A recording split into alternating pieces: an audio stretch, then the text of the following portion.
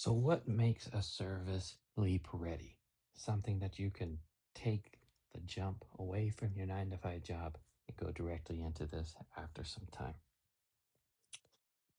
A leap ready service has four qualities. All right. Number one is margin. You have to be able to raise the price of the service 20% and make sure that the clients aren't going to disappear for that. So, the average house cleaning in Colorado Springs for a routine clean is hovering around 200 bucks.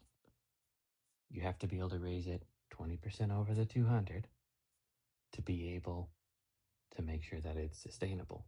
Because you're, like I said in the very first video of this series, you're going to have added costs as this starts to snowball. It's a good snowball, but you're going to be able to hire people at some point, buy better equipment. So you need to have that margin built in so that way you can not only pay just yourself, but everyone around you and the machines and all of that, of course.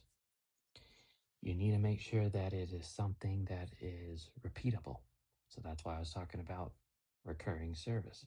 That's what will really start to help you gain that momentum to take the leap because you can start to plan out, see your numbers on a spreadsheet or whatever you want to do, and see that the income is starting to increase and getting closer and closer to the same amount of income that you're getting from your job. That's when you know you can take the leap.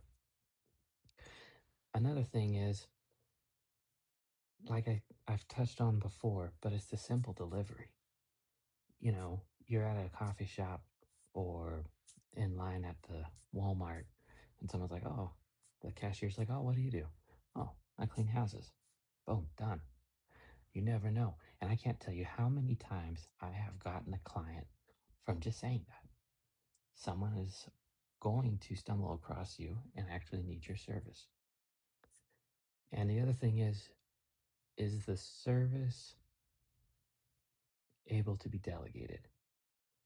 So in our cleaning company, we have the cleaners, then we have managers, and then we have the office.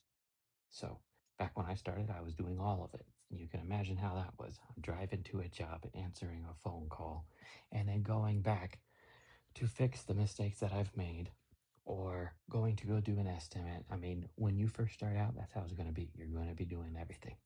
But as you grow, you need to be able to have clear positions as to what you can delegate off. Because the end goal of this is for you to sit in your office or go to your daughter's piano recital or your son's soccer practice, something along those lines, and not have to really worry about what's going on. So you want to focus going forward on building those systems out. What does it look like to be a cleaner? What does it look like to be a manager of the cleaners? What does it look like to be working in the office, answering phone calls? What does it look like doing the estimates? Build those out mentally, start taking notes, build those processes and everything. So that way, after you take the leap and the growth continues, you're able to sustain it in the long run.